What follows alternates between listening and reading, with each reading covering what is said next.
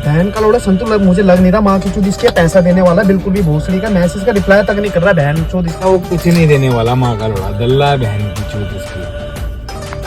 अपनी माँ चुदाएगा वो। मैं बियर पीना। अरे मैं नहीं पी रहा माँ की चूत, वो पैसे नहीं देगा उसकी गाड़ फाड़ दूंगा बहन। एक बात बोलो ना, कुत्ते की पूंछ ना हमेशा टेढ़ी रहती है बहन सही की, कह रहा है। कभी सीधे होने की नहीं है मादर चोट।